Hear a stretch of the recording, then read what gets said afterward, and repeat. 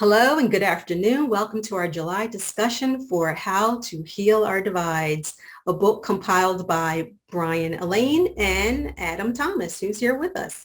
Our year-long series takes place at noon Eastern on the first Thursday of every month. Now today our moderator will be Reverend Rodney S. Sadler, Jr., PhD, and he'll be speaking with Reverend Adam Thomas, who's the editor of How to Heal Our Divides. I'm Bethanie Baker Henderson, coordinator for the discussion series, and I hope you've been able to purchase both books. We'll be speaking out of the first one, Volume 1. Volume 2 is also available and on Amazon. Adam penned the epilogue for Volume 1, so he had the last word there, but we're going to give him a few more words here today. And we look forward to any audience questions, and we'll keep an eye on the chat. So right now, I'll introduce you to Reverend Rodney Sadler. Rodney is a graduate of Howard University School of Divinity, and Duke University. He's also studied at Hebrew University. He's an ordained Baptist minister.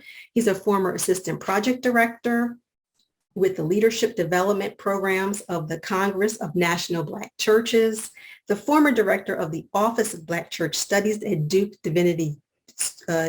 University Divinity School, and is currently Associate Professor of Bible and Director at the Center of Social Justice and Reconciliation at Union Presbyterian Seminary in Charlotte.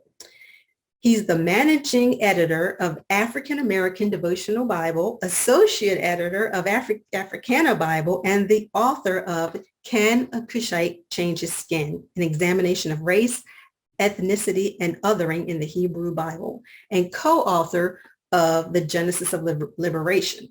He's published articles, essays, and commentaries in numerous religious publications, and among his research interests are the intersection of race and scripture, the impact of our images of Jesus for the perpetuation of racial thought in America, the enactment of justice in society based on biblical imperatives, and the intersection of religion and politics. Dr. Sadler has been invited to serve as an expert on matters of race at the World Council of Churches and more. He's also worked in the community on boards and for many organizations, and he currently serves on several boards, including the North Carolina Executive Committee of the NAACP.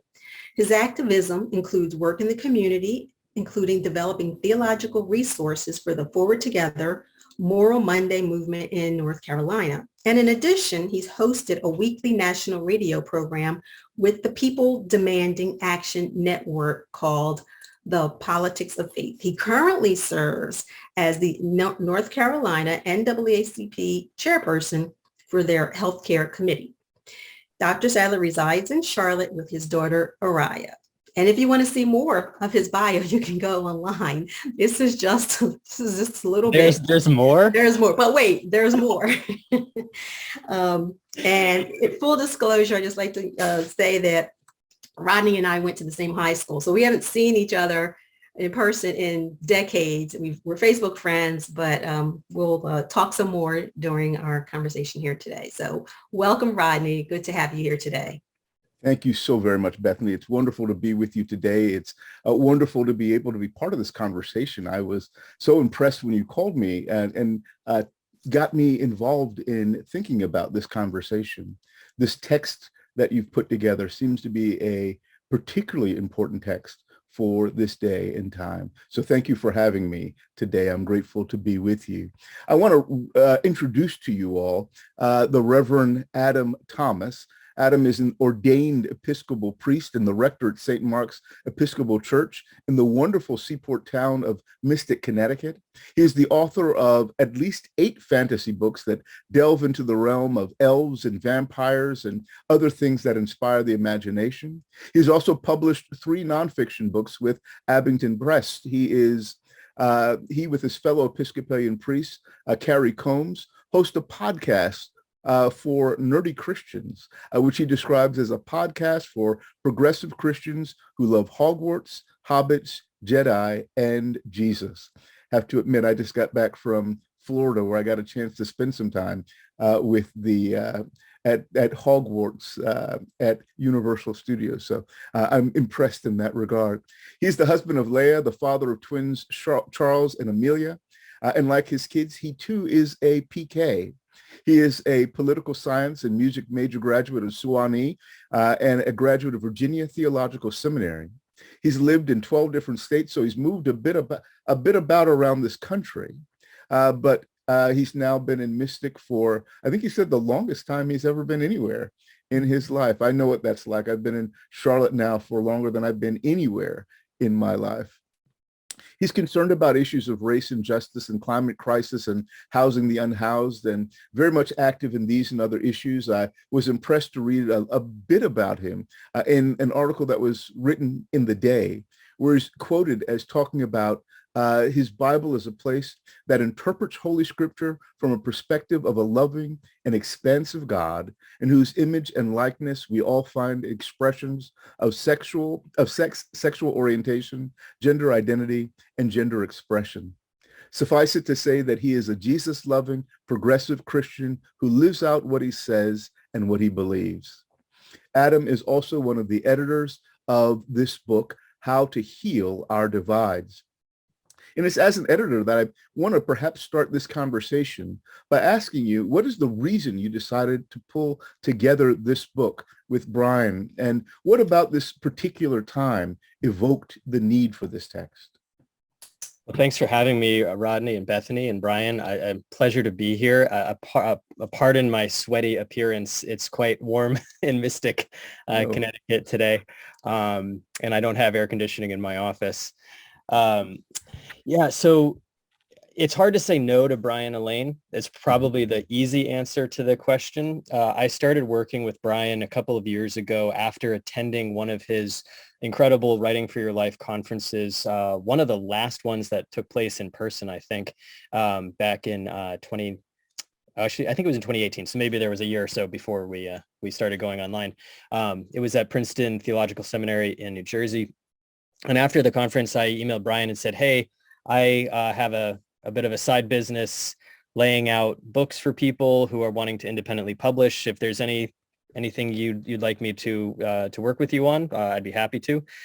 So he started sending me clients that reached out to him looking for that design work. I've laid out all of my own independently published books. And so that there was sort of natural outgrowth of that with Brian asking me to do the layout and design of How to Heal Our Divides, which then led to, do you also want to edit the book?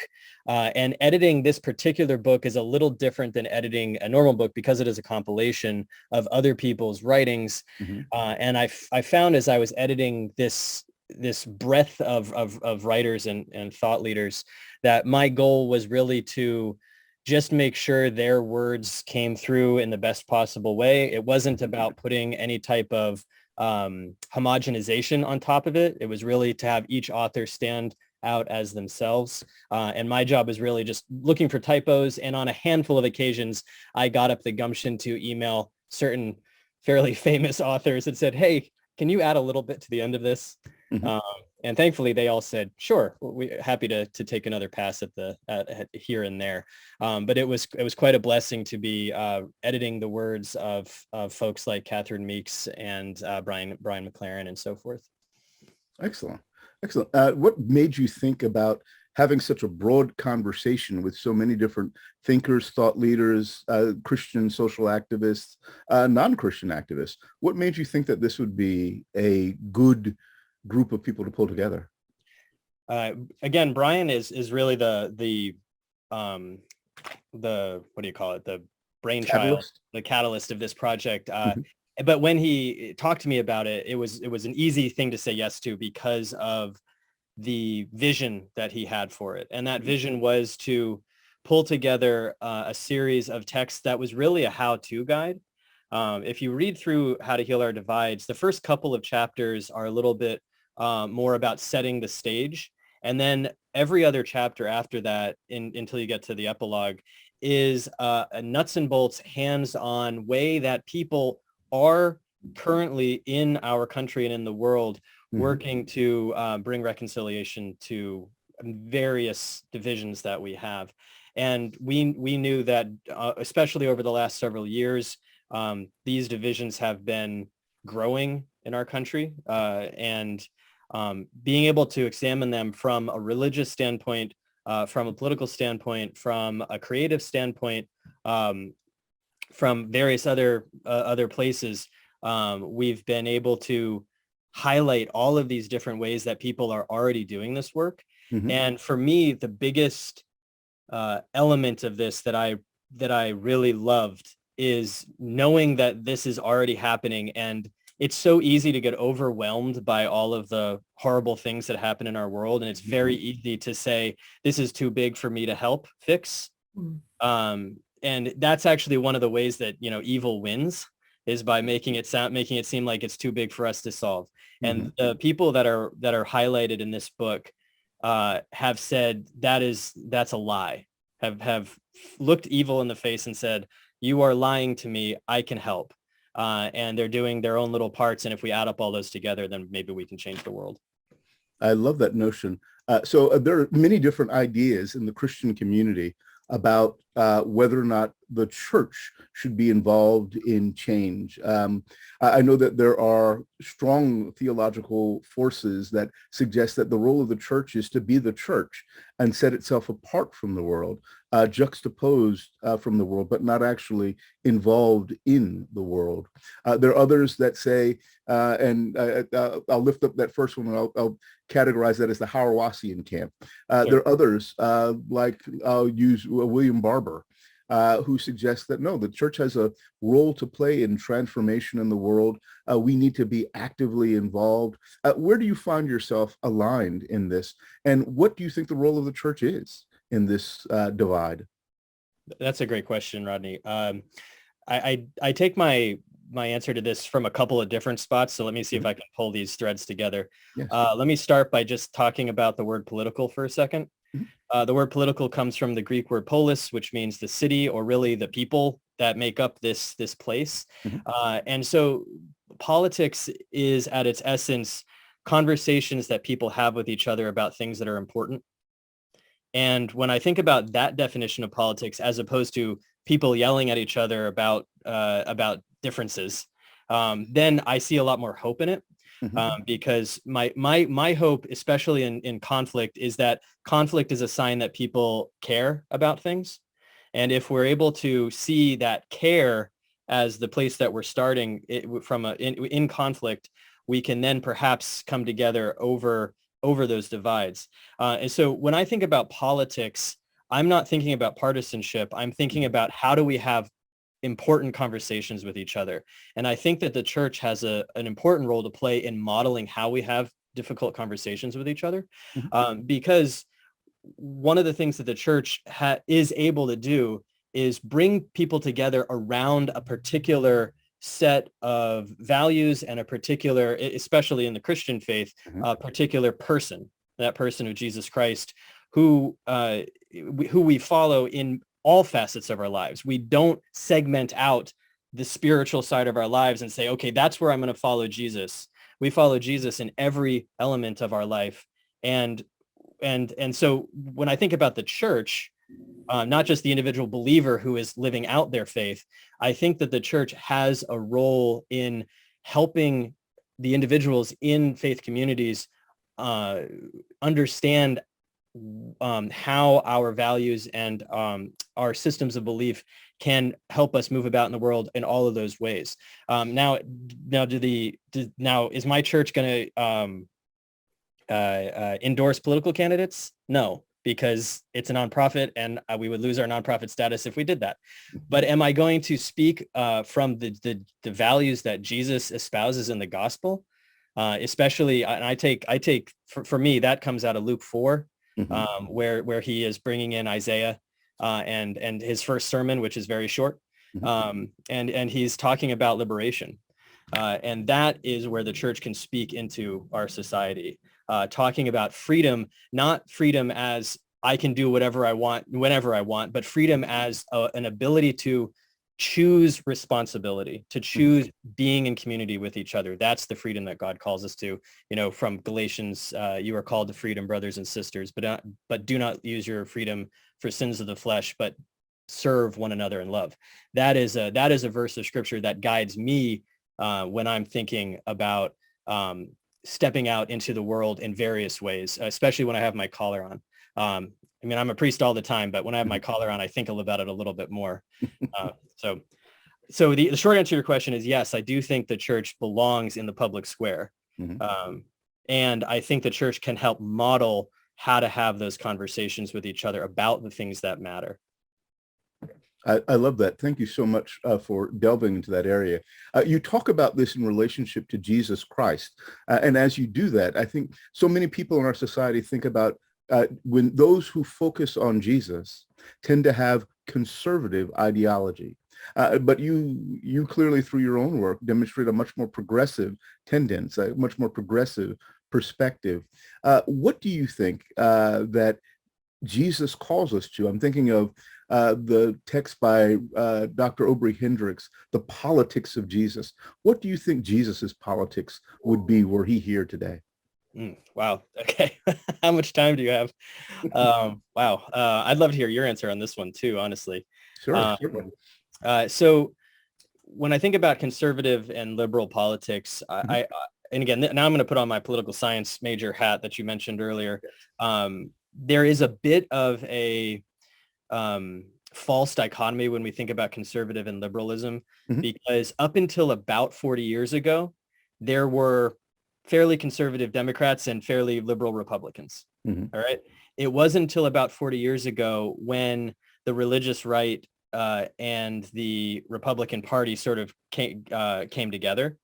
And at around the time that Ronald Reagan was elected, we see that slow kind of coalescing of those two groups. And so unfortunately, the liberal side of Christianity, or the progressive side of Christianity, pick your describer, hasn't been as vocal in the public square as the conservative side. And I think that's why Jesus tends to get grouped in with that more conservative label. I do not think that the Jesus that I see in the gospel fits that mold even a little bit, because Jesus was a radical in his day. Jesus, Jesus was going to the margins of his society and finding his people there and trying to expand the center of that society so that it includes the margins. And he kept getting lambasted by his opponents for that very purpose. And he wasn't just going out to talk to people who might have been doing kind of what we might have think of as moral sins. He was also talking about talking with Roman collaborators. This is not just, he was a radical. And so when I think about Jesus, I'm looking at it from, again, the realm of the lens of love, which you mentioned earlier when you were talking about my bio.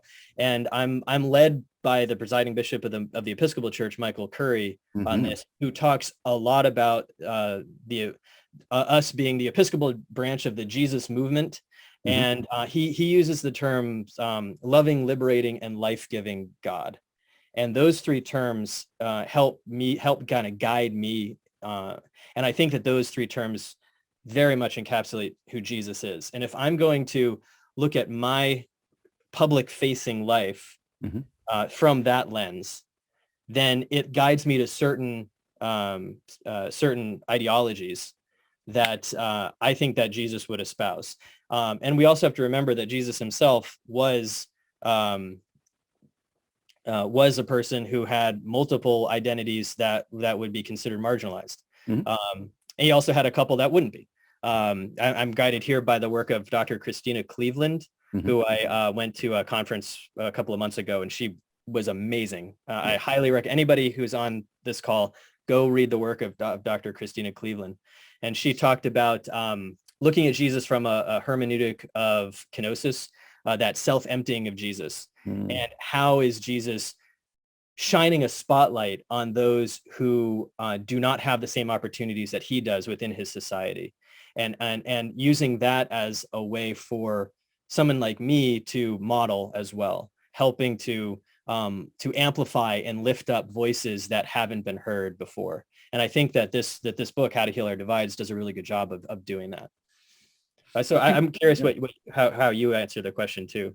Oh, I love that. Thank you for inviting me into this in this way. I don't want to take up too much time, but one of the things I might just say is, I'm, as a veteran of the Moral Monday movement, Poor People's Campaign, I'm very much animated by this notion of fusion politics, that we've got to begin to bring different issues together at the table.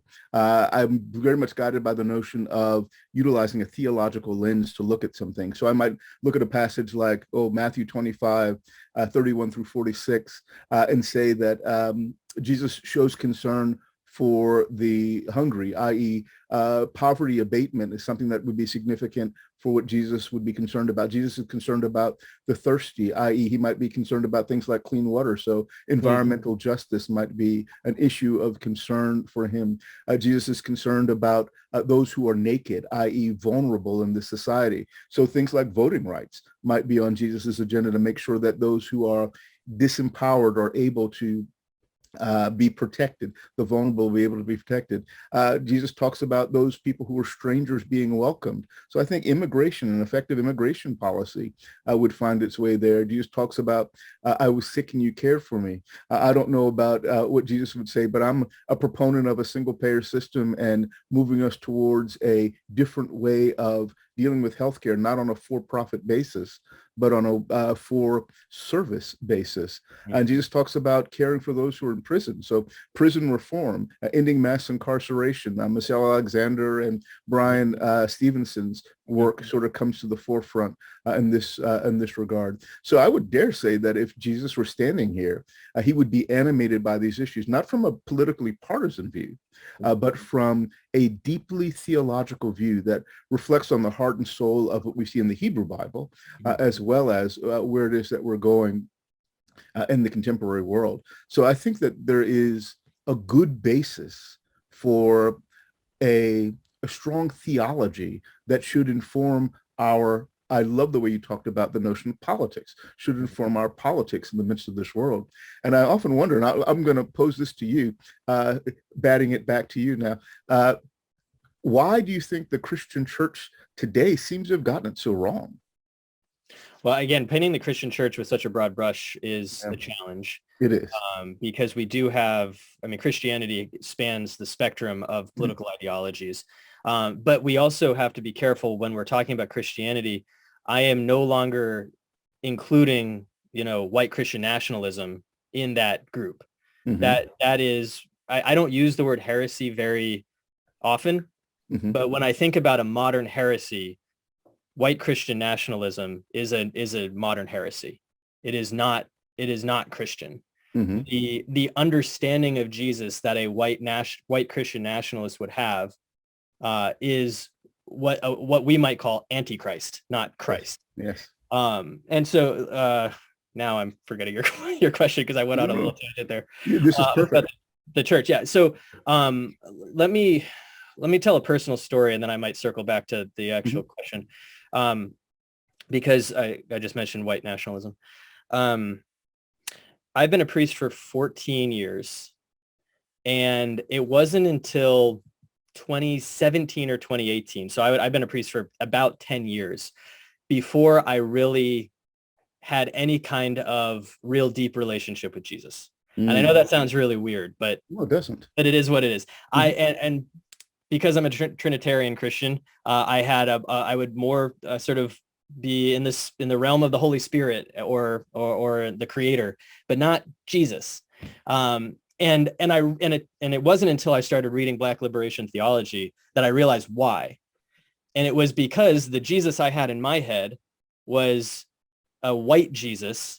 This kind of goes with the work that Bethany was talking about with you and imagining Jesus from a multiracial lens, right? I think I had an unexamined picture of Jesus in my head, which conformed to kind of a lens of whiteness. And it wasn't until I started reading Black authors, and especially James Cone and a few others, where I realized that the reason I didn't have any kind of relationship with Jesus is because I was imaging Jesus in a poor way. And when I started to see Jesus as a black man and not as a white, and not as an unconsciously thought of white man, again, I didn't even think about him as white. He looked like me. Sure. Great. Okay. But when I actually started to see him from the standpoint of theologians like Cone, I started to actually recognize this person in the gospel, and he leapt off the page in a way that he never had before. Yes. And I think that we do a disservice to ourselves and our own lives of faith when we narrow the focus of who we think Jesus is. I think that if we're able to imagine Jesus in a larger context than the boxes that we would normally put him in, because we want him to be kind of just sort of rubber stamp what we want to do, then we're able to get challenged a lot more by what he says in the text. And so when we go back to the wider church, I want to make sure that, especially in the churches that I am serving, I want to help people recognize Jesus in their own hearts and also recognize Jesus in the midst of their communities, and to see and to have that recognition be that Matthew 25 moment, for them to have that "when did you see me" moment, and to have those moments then inform how we're all transforming our society in the ways that you were just talking about, I think incredibly persuasively. And I go also to the most famous verse in the Bible, John 3:16, for God so loved the world that God gave. That verb is so important, that gave this gift. God gave his only son. And then the next verse is just as important as that one is. God did not give the son did not come into the world to condemn the world, but in order that the world be saved through him. And that world is not, so you talked about being of the world or in the world or outside the world. No, we're in the world. It is right. What it is. Reinhold Niebuhr is talking about all of these different prepositions, but they're all true. And so when we think about the son coming into the world, not to condemn the world, but to save it, that's the whole universe. That's everything. That's the cosmos, right? And if that is the mission that God has placed on his son, on God's son, then we get to be a little part of that mission, that mission of healing and reconciliation in this world. And that is what animates all of my public stances. And I'm saying public stances instead of politics, because that's really what I'm talking about when I say politics, is how am I functioning in this public space? And that includes this conversation right now. Thank you. I really appreciate it. I'm going to just take a selfish aside right now. Is that Mjolnir behind you? Yeah. So you seem to have a... it's Lego. It's a Lego Mjolnir. Very cool. You seem to have a very active imagination, let's say. I'd love to hear a little bit about the way that your engagement with fiction and fantasy describes a sort of different world that you imagine. Is this something that you are attempting to... a story seems to inform the way that we think as human beings. Oh, sure. Is this a way of trying to enliven us and to think beyond the boundaries that we place on ourselves in this quote unquote reality in which we live? That's a phenomenal question. So a couple of thoughts on that. The first one is the fantasy worlds that I create. I'm trying really hard to make a world that doesn't necessarily include the rules that we have in our world, because a lot of those rules are come out of histories of oppression. And so by trying to create a fantasy place that doesn't have those rules, it helps me to imagine how those rules could be broken in ways that new life can come. Yes. So most of my fantasy novels take place in a world I created for a Dungeons and Dragons game. And it's talking about being people of story. Dungeons and Dragons is a way of sharing a story with one another. Hmm. It is amazing, and I play it a lot, and it's a wonderful way to practice your improvisation and your creativity and your collaboration skills and all of this stuff. So it's not the satanic panic of the 1980s. That was all a bit of a of a I don't even know. It wasn't a real thing. Anyway, but from a fantasy standpoint, I am trying hard when I write a fantasy novel to imagine a different world, and a world that doesn't necessarily play by the rules of ours, as I said a minute ago. And so in the fantasy world that my Dungeons and Dragons games take place in, there are people who, so heteronormativity is not a thing in that world. People have all different sexual orientations and gender identities, and it's just fine. It just is. And this is where the real world and the fantasy world kind of run into each other. I created this fantasy world in 2015, and this is before I started really doing my work on becoming an anti-racist. This is about 2 years before I really started hardcore into that, thanks to people like Brian Stevenson you mentioned before. And I realized after about a year of writing in this fantasy world that I had unconsciously created a land of white people. Again, not meaning to, but just because I was steeped in whiteness culture that made me think that I was the default. And so I wasn't questioning anything that had to do with race in this world, or what people look like. Again, because in fantasy, race is a little bit different thing because you have elves and dwarves and all that stuff we talked about. But I wasn't thinking about, well, what do these people look like that I created? And I went back and I reread the very first fantasy novel I wrote called The Storm Curtain. And I realized that I had unconsciously written one of the kind of cardinal sins of writing, and that is I physically described all of the non-white characters, and I didn't describe the white characters at all. Wow. Okay. And so I've gone back and I've fixed that since then. But it was one of the things where I realized, wow, I'm so steeped in this that I didn't, in kind of white supremacy, that I didn't realize at all what I had done until I started to question it, and then went back and looked at my own writings and said, okay, this is interesting. So the fantasy writing has actually helped me in my own kind of progression into the realm of anti-racism, because I was able to see it in my own writing. The one last thing to say is that the fantasy world that I'm writing right now is actually an alternate Earth history. And in this alternate Earth history, dragons rule a couple of continents. But one of the upshots of those dragons ruling these empires is that what we call the Americas were never discovered by Europeans. So these continents that we're on right now have their indigenous peoples on them, still do. And I'm actually not even living in that part of the world in this book. So I'm living in Europe, Africa, and Asia. But it's one of those things that you can imagine. Well, if that never happened, then what would Africa look like? What would Asia look like? What would Europe look like? And then how do you tell a story in that world? And the story that I'm telling, it's a young adult novel that I'm working on right now, is about a character from Asia, a character from Southern Africa, and a character from Northern Europe. And they find each other. And it's a story about friendship that crosses the barriers of geography, language, and culture. And those are the kind of stories we need to be telling right now, because those are the kind of stories that can help us heal the divides that we have in our world. And I think it's young people younger than me, who are modeling that.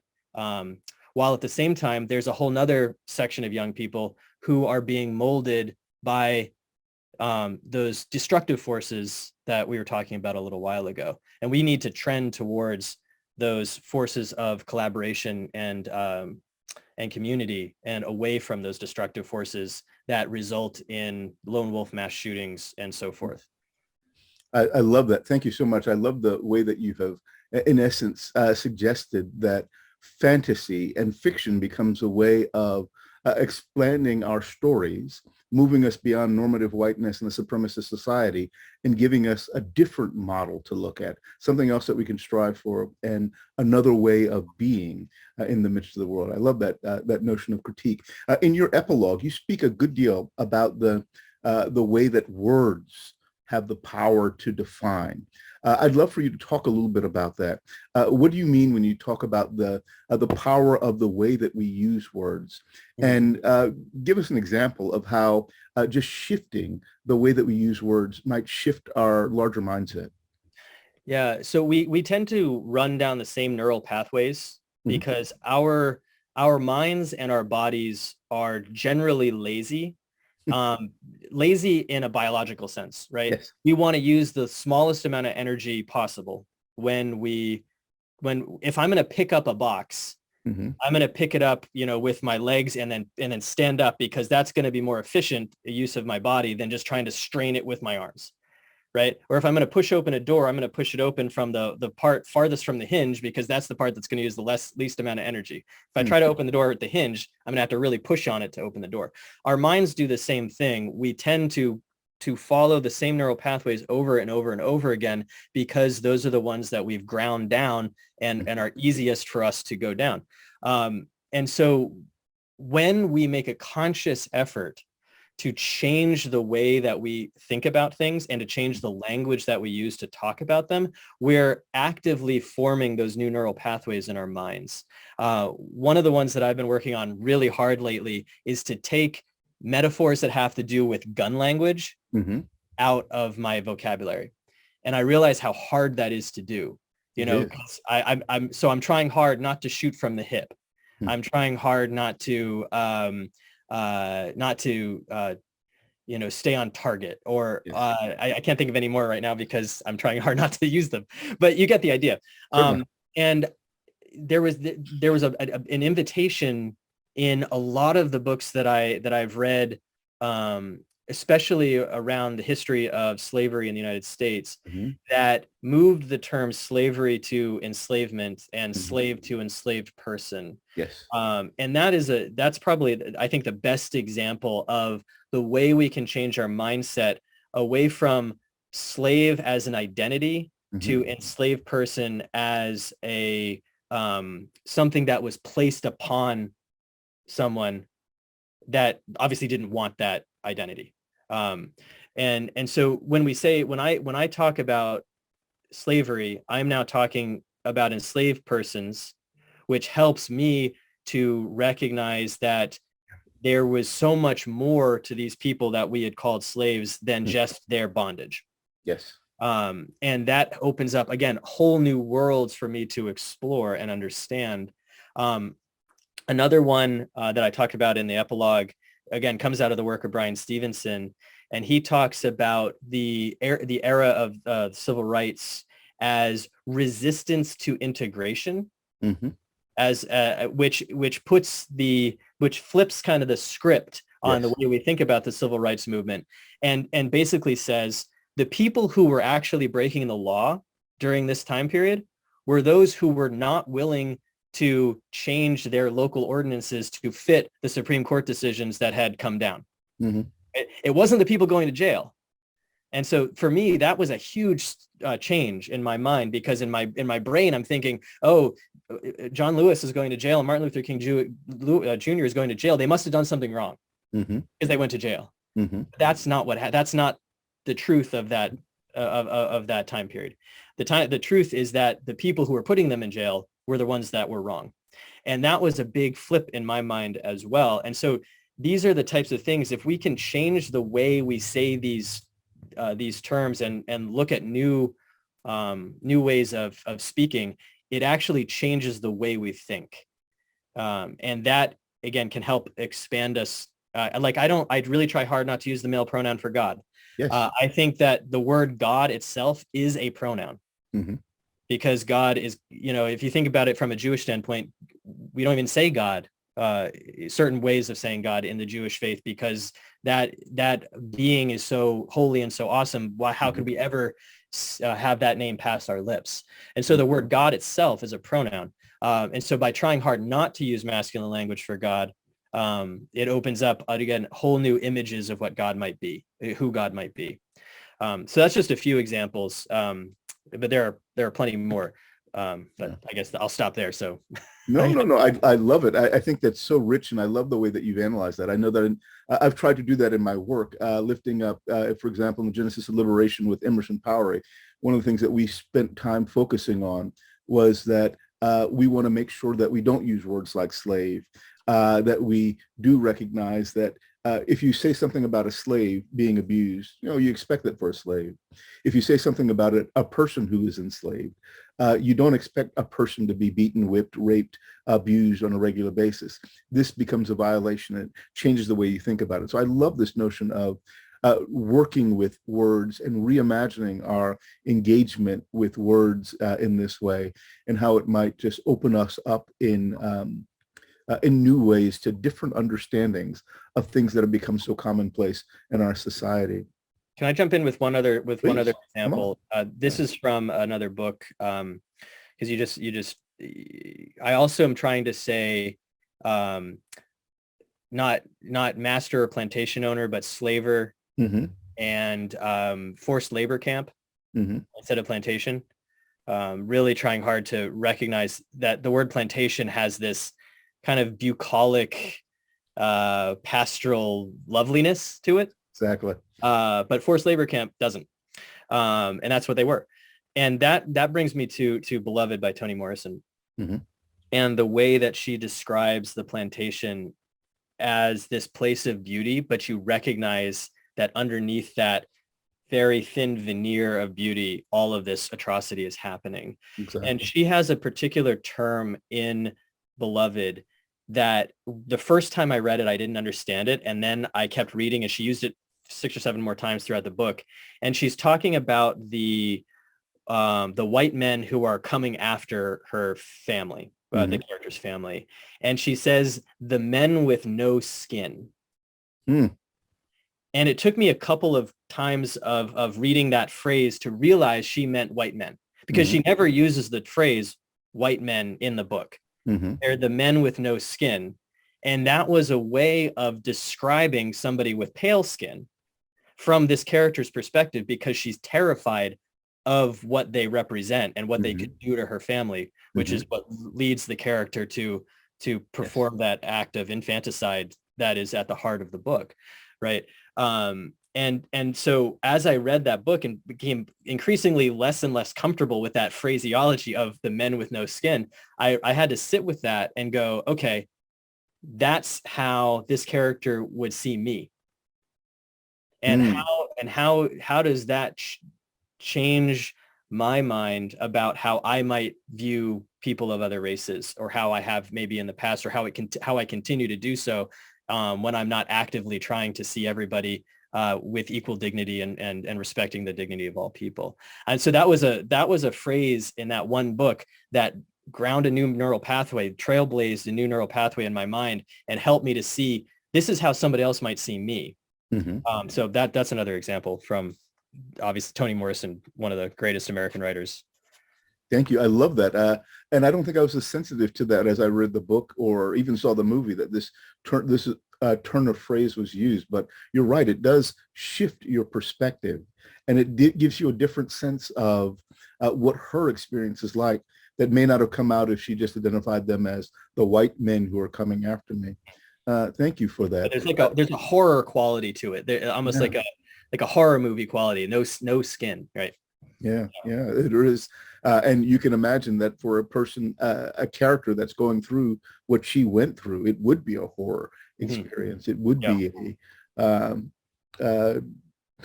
Gorgon or something. I'm trying to think of fantasy books.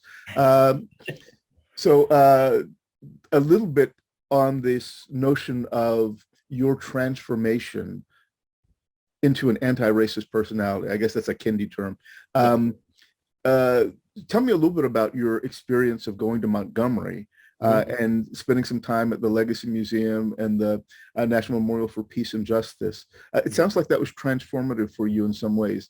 Tell me a little bit about that experience. And I'll just tell you, I was sharing with Bethany a little while ago, I just took about 40 students and community members on a tour with a couple of my colleagues. We went to 8 cities in 9 days. Atlanta, Birmingham, Montgomery, Selma, Montgomery, Memphis, Nashville, Little Rock, Jackson. I mean, so it was a very rich experience and very moving, and people were transformed in very visceral ways because of this. They were transformed in ways that really, I think, redefined their identity. Tell me about this experience of going there, because it seems like this was significant in your own personal transformation. I went to Montgomery and Birmingham in the spring of 2019, along with several colleagues, clergy colleagues from Southeastern Connecticut. Mm-hmm. And this is, again, as I said before, I really started getting serious about addressing my own racism in about 2017. Through the invitation of the Episcopal Church in Connecticut, which has done a lot of good work in that space. And so the Peace and Justice pilgrimage that we went on was a confirmation of a lot of what I had been working on in my own self. But it was also a bit of a homecoming, because I grew up in Tuscaloosa, Alabama. I went to middle and high school in Tuscaloosa. And so I was a New England kid transplanted into the Deep South. And it was very apparent pretty early on in my time in Alabama that I was in a different world, really. A world where I had to learn how to say sir and ma'am, and a world that that had racism really sort of simmering right below the surface. And it took me a long time to realize that there was racism where I lived in New England, plenty of it. I just didn't notice it because there were no Black people where I lived. And I didn't realize at the time that that was an outgrowth of racism, not evidence that it didn't exist, because that was before I knew anything about, redlining and housing and so forth. Anyway, so going to Montgomery specifically, again, I lived in Tuscaloosa, but they're pretty close. More Auburn fans in Montgomery than in Tuscaloosa. But I was going with a lot of colleagues who were New Englanders through and through. And, we were driving down the highway and seeing Confederate flags flying. And to me, I was just like, yeah, that's how it is down here. And they were all kind of flabbergasted. And going to the Legacy Museum, and especially the Memorial for Peace and Justice, sometimes called the Lynching Memorial in Montgomery, were incredible experiences.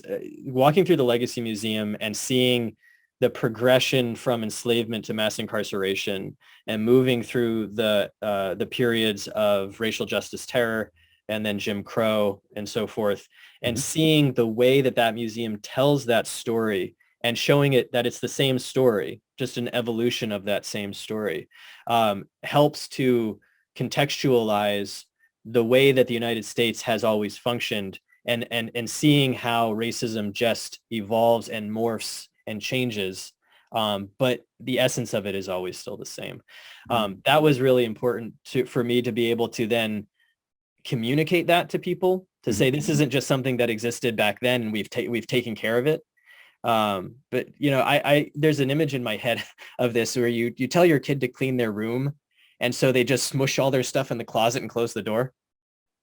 And I think that's how a lot of people think, racism got solved in the United States. You just pushed everything in the closet and shut the door. But then if you open the door, guess what? All of that stuff just sort of falls out on you, like in a cartoon. And so going to the Peace and Justice Memorial, which if you've never been, folks that are watching this, I highly, highly recommend it. It's in Montgomery, and please allow yourself an entire day, because you'll go for a couple hours and then you're going to need the rest of the day just to sit and be quiet. You begin walking through these slabs of stone. Well, there's some stuff at the beginning, but talking about specifically the part with the slabs per county for all of the counties that have had a lynching in this country. You begin with them at the same level as your body, but then as you walk, you get lower. The slabs stay at the same height the whole time, but you descend into the monument, and you really live inside of it. It's a visceral feeling of being inside, sort of swallowed by this monument. And all of a sudden you realize that you're looking up. You don't realize that you were doing that because it was a slow descent. And all of a sudden now you're looking up and you realize that you're looking in the same direction that you would look at a black body hanging from a lynching tree. Mm-hmm. And that's what the monument is calling you to do and to grapple with. And I went on a quest while at the monument to find the slab for Tuscaloosa County, Alabama. Mm-hmm. And they're not in any kind of order on purpose, because I think they want you to find to need to look at them all before you find the one for your own county.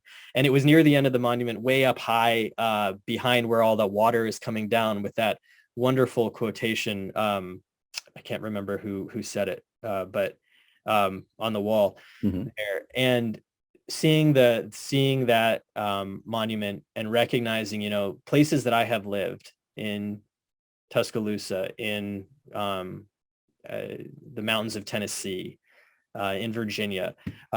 These are places where these atrocities had taken place. And for me, it was less it was a place, I'm trying to put this into words. It was not a place of guilt. That was the kind of amazing thing, that there was kind of this alchemical process walking through this memorial, where whatever kind of ancestral guilt that I might have over this mm-hmm. turned into resolve to be part of the solution to the outgrowths of this terror. This monument helps to transform someone's heart from any kind of guilty conscience into a conscience of a desire for change. And it's an incredibly powerful experience. And that's as a descendant of people who had people on their property who were forced to labor for them in Louisiana. We have records of all of this, and my ancestors owned several forced labor camps in Louisiana. I have spent the time that a white person spends wallowing in that, and I've hopefully moved past that, moved beyond the wallow and mm-hmm. into the work. And so that's kind of where I am now. And the work of Bryan Stevenson is integral to that for me. Amen. Thank you.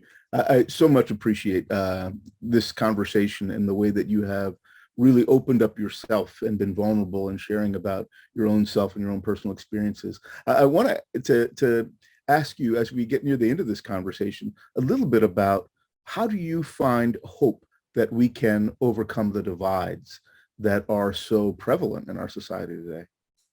What gives you hope? Oh gosh, I feel like every sermon I've preached in the last year has been trying to find hope. Mm. I'm going to pull up the one that I preached just a couple of weeks ago because I liked it. I preached a sermon a couple of weeks ago called The Candle Flame of Hope. And it was on Trinity Sunday a few weeks ago. And the thought for me is that hope is not something that has a quantity.